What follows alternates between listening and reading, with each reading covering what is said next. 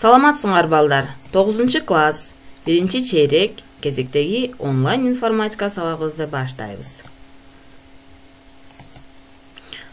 Сабакты баштардан мурда алтын эрежеге көңүлүңөрдү бурабыз. Кум коюп угабыз, жоопкерчиликтүү болобуз, берилген тапшырмаларды убагында аткарабыз, телефонду туура пайдаланабыз.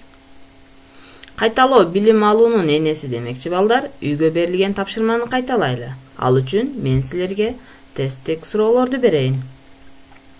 Биринчи суроо. Монитордон көрүп турган сүрөттөлүш. Видео, компьютердик каражаттар, файлдар, компьютердик графика.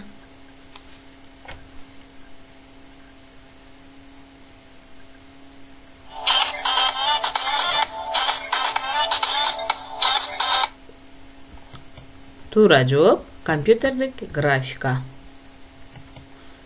Экинчи суроо. Майда чекиттерден турган графика. Вектордук графика, растрдык графика, фракталдык графика, жөн эле сүрөт.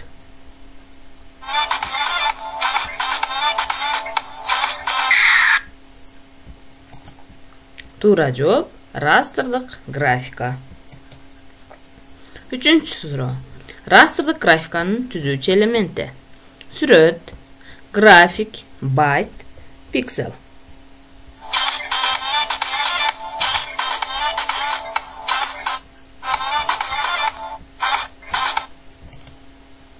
Туура жооп пиксель. Төртүнчү суроо. Чоң масштабтагы стендтерди, жарнамаларды чыгарууда колдонулуучу графика.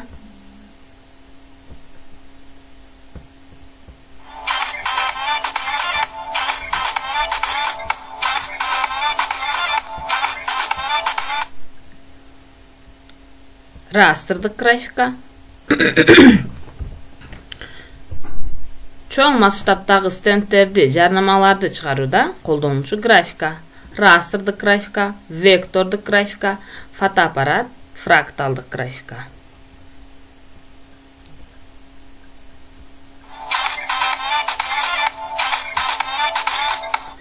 Туура жооп вектордук графика. Балдар, бүгүнкү өтүлө турган сабагыбыздын темасы CorelDRAW вектордук графикасы. Сабактын максаты. CorelDRAW вектордук графикасы менен иштөөнү үйрөнөсүңөр балдар.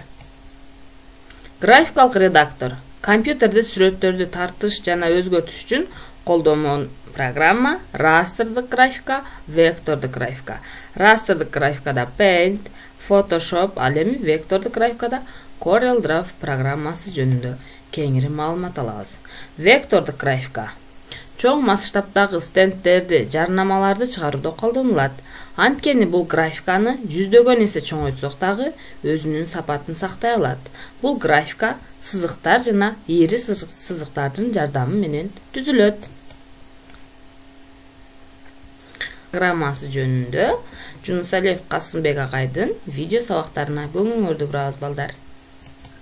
Сиздер абдан белгилүү жана популярдуу болгон вектордук графикалык редактор CorelDRAW менен иштегенди үйрөнгөнсүз.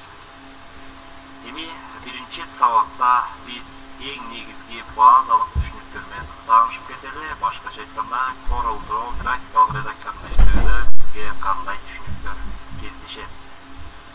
Эми CorelDRAW бул биз айткандай вектордук графика деп атабыз. Негизи вектордук графикада негизги түшүнүктөр бул эле. Мисалы, кандайдыр бир элементарный фигураны деп аткан болсок, турмуштук жана айланма. Ушул жерден мынакей эң биринчи айтып турганыбыз бул вектордук графикалык элементтер контурдан турат. Ошол биздин фигураны чектеген контурдан турат жана анын түсүн өзгөртүп болот. Ошондой эле ошол контурду башкача айтканда контурду чектеген бояп түстөн турат. Заливка деп аталат орусча. Жана түйүндөрдөн турат. Түйүн деп аталат. Бул түйүндөр аркылуу биз ар кандай ошол фигурага кандай өзгөртүүлөр киргизе алабыз. Жана сегмент ошо эки түйүндүн ортосундагы аралык. Сегмент жа түрүндө болушу мүмкүн, же болбосо тик бурчтук, мындай тик бурчтук фигураларда албетте түз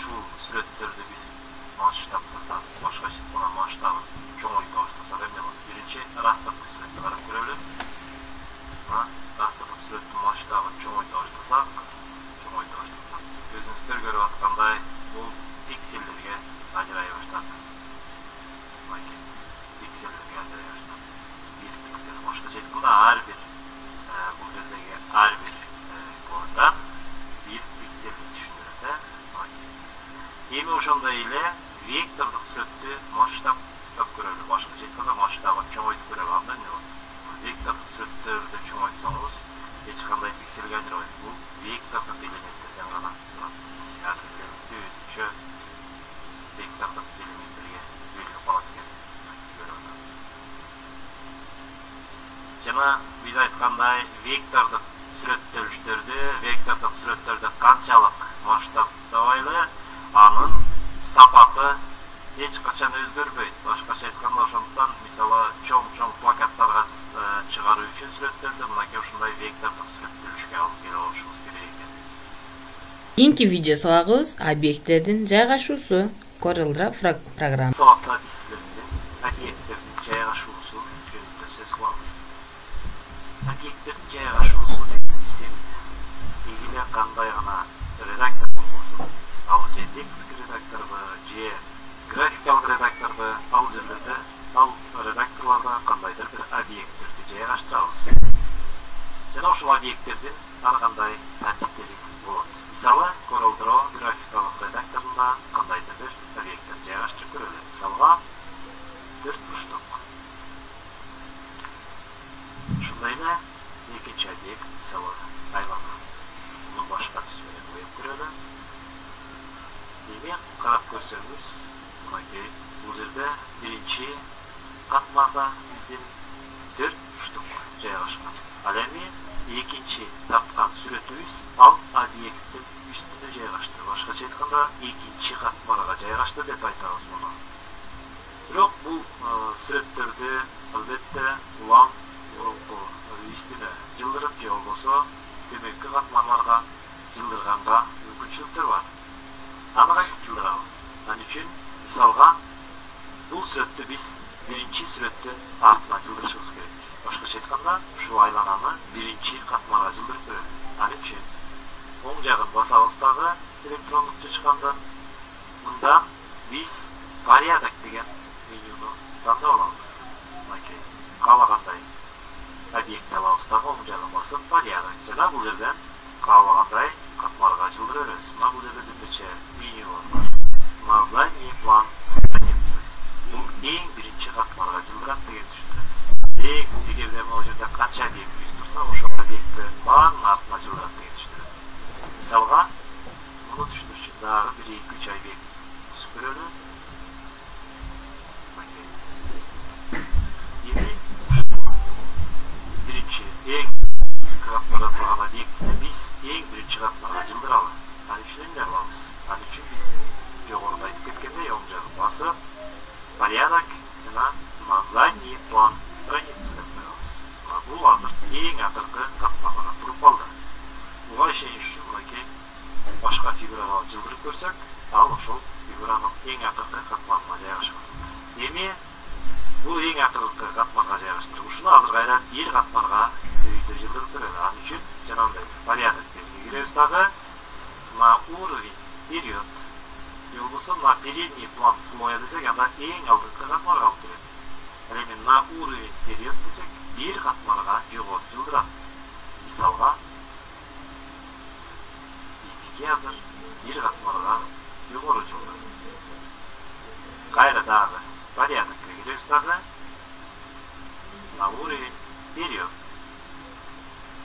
Мына көрдүңөрбү? Улам бир катмарга өйдө чыгып келет.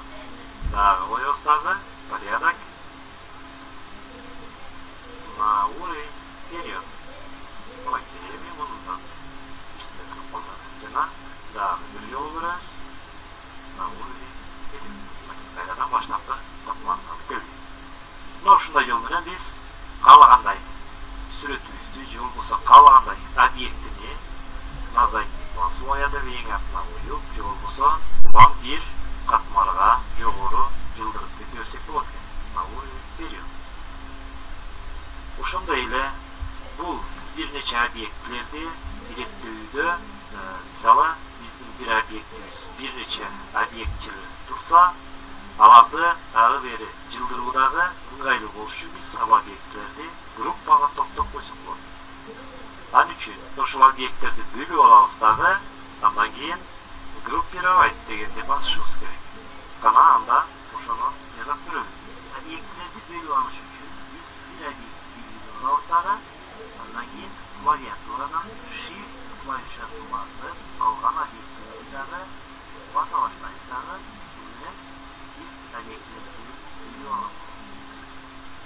obyektler bölünüp alıngandan keyin yuqori jaqdan menyudan sgruppirovать J klavişadan Ctrl-J klavişlarini qo'shilishini bosishimiz kerak. Biz hozir shu sgruppirovать degan bosqichni bosib o'tamiz. Bu obyektlardan hozir bir obyekt bo'lib qolganini ishlaymiz. Qo'yaymi, jimlab turgan bo'lsa, ular bir obyekt qatori javob. Anemi al obyektlarni qayra gruppadan ajratish uchun biz qayrada o'sha menyuga kiramiz. Отменить группировку. J Ctrl-U klavişlarini qo'shamiz. Bassak obyekt qayra o'z-o'zicha bo'lib qoladi. Mana shunday yo'l bilan dokumentdagi obyektlardan har qanday joylashishini qarab, o'sha bo'yicha ishlasak bo'ladi. Bu obyektlardan joylashuv uchun ba'zilarini men aytib ketganday ba'zi redaktorlarda qo'llaniladi. Misolga Microsoft PowerPoint prezentatsiyani tuzuvchi programmadagi bu obyektlarni shunday joylashtirib qaralgan. Bunga qarab ko'rsangiz, eng oxirgi qatmarda turgan obyektni biz yuqori qatmarga o'tkazsak bo'ladi. Ana uchun главная menyusidagi упорядочить degan menyuni asoslarni bunga qarasangiz, на передний план, на задний план, переместить вперед, переместить назад. Shunday группировать, разгруппировать, перегруппировать jana boshqa degan menyular yordamida har qanday harakatlar qilsak bo'ladi. Masalan, переместить вперед bir dengilga yuqori chiqdi. Daha bosib переместить вперед desek, unda yuqori chiqadi. Jana o'sha siyoqda Microsoft Word text redaktorida obyektlar bilan shunday ish harakatlarni qilsak bo'ladi. Ularga sizlar ko'rganday 3 qatlamda yarashtirib, alardagi biz разметка страницы менюсынан переместить вперед, переместить назад, группировать jana boshqa menyular yordamida harakatlarni yazasak bo'ladi. Переместить назад deganda bosib, biz eng oxirgi qatmarga bo'lsa, qayradan переместить вперед bosib, biz birinchi qatmarga olib kelsak bo'ladi. Demak,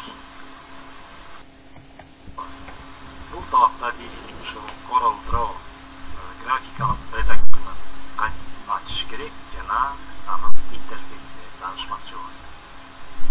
CorelDRAW grafikalik redaktor boshqa programmalarda edi. Qo'ng'iz bosqichini yordam bilan agarda murni ochilgan bo'lsa, biz ishlatuvchi paleta yo'l bo'lsa, все программы anda CorelDRAW Graphic Suite X6 yana bundan CorelDRAW X6 degan ilmni bosamiz. Biz birinchi ochganda bunday bo'lgan kelib chiqadi. Bunda открыть последний. Biz murunqu ishtagan oxirgi dokumentlar ustida ochsak bo'ladi. Shu yerdan J открыть другой deb boshqa dokument tanlab olsangiz bo'ladi. Masalan, shotqaran dokumentni shu CorelDRAW bo'yicha. J bo'lsa, yangi dokument yuz kelsak, unda новый документ deganda olsangiz, J создать из шаблона. Bundan boshqa bu terezadalarni joylashgan. Shu CorelDRAW grafikалық redaktor bo'yicha, masalan, hozir shunda biz выстроить запуск degan menyusida turamiz. Новые возможности deganda bossalar, shu CorelDRAW bo'yicha yangi mumkinchiliklari, qanday mumkinchiliklari qamtagan bu versiyasi o'shalar junda ma'lumot olasizlar. Andan keyin средства обучения deganda bosib, bu yerdan shunday o'qutuv пособияларын, rukovodство yo'l bo'lsa, shu CorelDRAW bo'yicha ko'plagan ekspertlar kengashi J degili yordam ola olsangiz bo'ladi. Galereyaga kirib, CorelDRAW bo'yicha bir qancha galereyalik suratlarni ko'rib, kerakli bo'lgan misollar tanlab o'zingiz do'g'rilarga qo'llansangiz bo'ladi. Ondan keyin обновление bu o'sha CorelDRAW'ning yangi versiyalari bo'lsa, shu versiyalarni yangilantirishga kuchli. Har bir menyuni bosmagan eski menyu var. Ortada sol yanında. Yana biz baştan tamamına gelelim. Быстрый запуск. Yana burada новый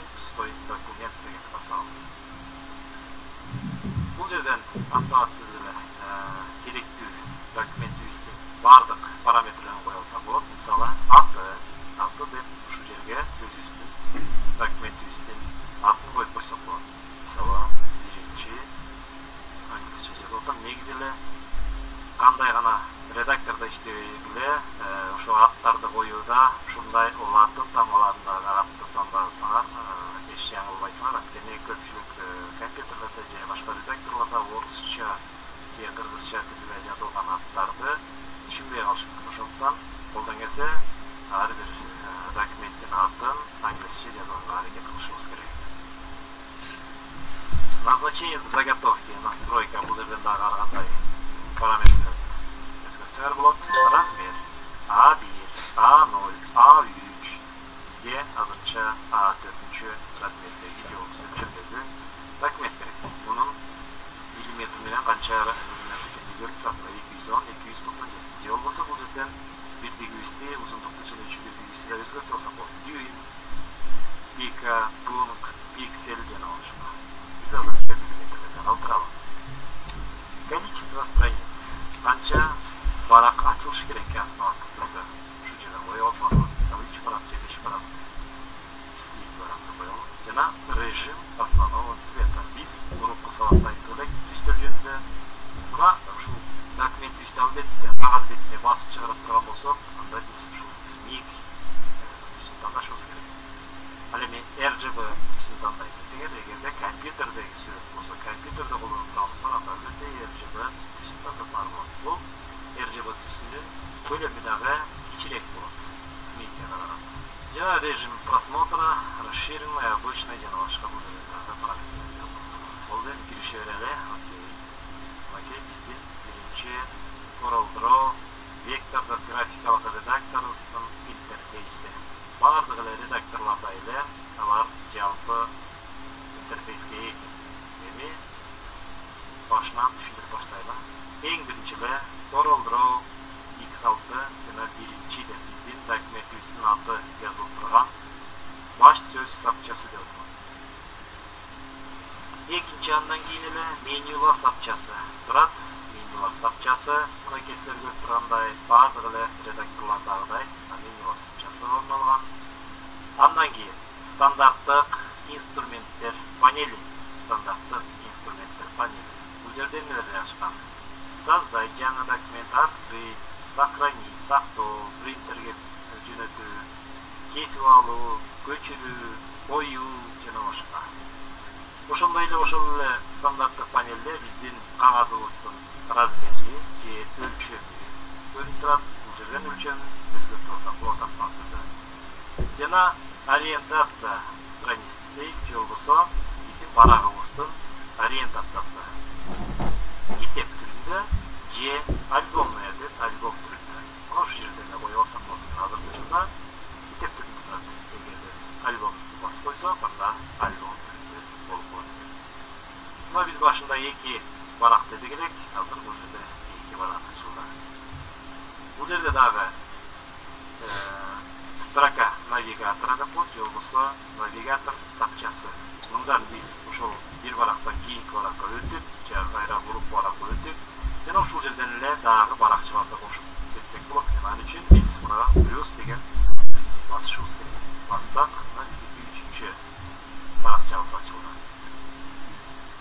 Бул баракчаны биз переименовать деп, ушул баракчанын өзүн атын өзгөртүп койсок болот. Мисалы, китеп. Мисалы, китептин сыртын жазып атсак, бул жерде китеп деп койсок болот. Китеп. Окей. Мындан башка эмнесин өзгөртсөк болот? Ставить страницу после текущей. Мындан кийинки баракчадан койсок болот. Страницу после текущей, страницу перед текущей. Дублировать страницу, ушул эле баракты дагы дублировать этип копиясын алсак болот. Же болбосо удалить страницу. Муну өчүрсөк да болот. Переключить ориентацию страницы. Переключить десеңер, ошол эле барактагы биздин барактын ориентациясын өзгөртөт экен. Мурун альбомду болуп турса, анда азыр китеп жана башка. Андан башка бул стандарттык панелден кийин астында эле линейка дейбиз, же болбосо горизонталдык жана вертикалдык сызгычыбыз жайгашкан. Ошол биздин сүрөтүбүздүн ар кандай параметрлерин көрүп туруш үчүн ушул сызгычтарга абдан керек болот. Жана ал сызгычты басып биз горизонталдык сызыктарды, ошондой эле вертикалдык сызыктарды алып чыксак болот экен. Булар көпчүлүк учурда сүрөттөрүбүздү же болбосо биздин объекттерди, ошол барактагы объекттерибизди ар кандай түздүүгө абдан чоң жардам берет. Анткени бул сызыктардын жардамы менен биз миллиметрге чейин ал объекттерди ордуна коюп жайгаштырып алсак болот. Аларды басмага чыгарганда ал сызыктарыбыз чыкпайт. өчүрүп алсак болот. Аны үчүн ошол сызыкты бөлүп алсак, ал кызыл иште болуп калат дагы. Делет клавишасын басып, биз ал сызыктарды оңой эле өчүрүп алсак болот. Мындан башка интерфейсте сол тарафта инструменттер панели жайгашкан. Негизги инструменттер панели. Мына ушул инструменттер панелинин жардамы менен биз ушул Corel графикалык вектор редакторунда сүрөттөрдү ар кандай сүрөттөрдү жаратабыз. Бул жерде инструменттер абдан көп. Аспаптар мынакей, ошол инструменттердин эгерде аспаптардын бурчунда дагы жебе турса, ал жебени басып биз ал инструменттерге дагы же ошол группага дагы кандай аспаптар келет ошолорду дагы көрүп алсак болот экен. Мынакей ар биринде жебе бар жана ошол группадагы инструменттер же болбосо аспаптарды көптүгүн көрүп атабыз бул жерде. Жебе жоктор болсо бир эле инструмент деген түшүндүрөт. Текст инструменти ар бир редактордо колдонулгандай эле графикалык редакторлордо сөзсүз түрдө албетте тексттик колдонулат. Андан башка дагы эмнени айтсак болот? Мына биздин барагыбызды чоңойтуу үчүн жерде масштаб менен чоңойтууга болот. Мисалы 100% деп, 50% деп, же жөн эле электрондук чычкандын ролигин ар бир жылдыгы менен биз ал барагыбызды чоңойтуп, же кичирейтип алабыз. Мындан башка айта турган нерсе, ушул терезебиздин оң жагында болсо биздин түз палитрасы жайгашкан. Каалагандай объектти сызып, аны кандайдыр түскө боёгубуз келсе, каалагандай түздү басып коюу жетиштүү болот. Ошондой эле бул объектибиздин түсү эки түз деп болот. Объектибизди түзүүдө биз эки түскө маани беришибиз керек. Биринчиси абрис болбосо ошол объектинин чегин түзүү, экинчиси болсо анын ички боёгу. Ошол объекти толук бойдон боёгон боёгу. Аны дагы мына бул жактан тандалсак болот. Биринчиден азыр боёгу жок, а бул болсо абрис болбосо ошол чегин эки жолу басуу менен ал чегинин түсүн дагы биз өзгөртүп алсак болот. Ошондой эле чектин сызыктын калыңдыгын өзгөртүп алсак болот бул жерден мына 4 мм. Жана ал сызыгыбыздын тибин же стилин өзгөртүп алсак болот мындай кылып. Андан башка углы тик бурчтуу же болбосо мындай кылып айлана формасында коюп койсок болот. Карай турган болсо, биз берген параметрлер менен.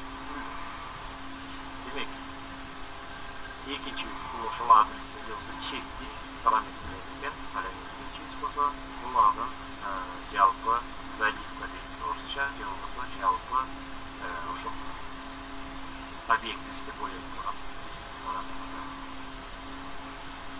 Эми ошондой эле эң аягында бул жерде строка состояния орусча же болбосо абалдын сапчасы. Биз бул жерде кылып аткан нерсебиздин баардыгы мына бул жерде көрүп турат.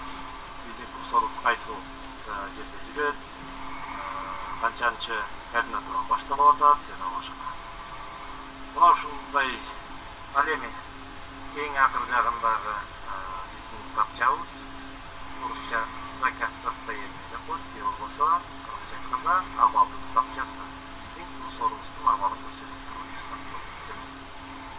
бул дагы абдан пайдалуу инструмент болуп эсептелет. Мисалга, биз мунугу объектинин жайгашышын координатасын табышыбыз керек болот. Мисалы, бул жерден карай турган болсок, болжол менен эсептелет болот. Мисалы, болжол менен 30 болот.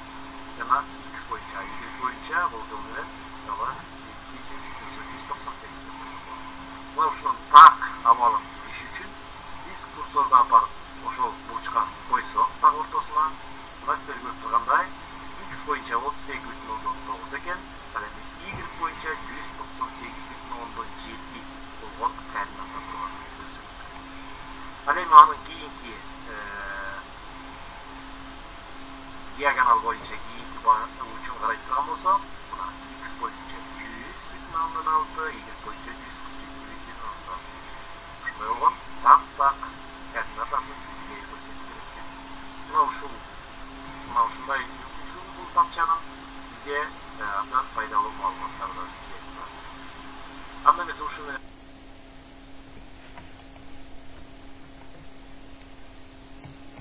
Мынеке балдар, сілер ағайыбызға рахмат айтышыбыз керек. CorelDRAW программасы жөнүндө бизге кеңири маалыматтарды берип өттү.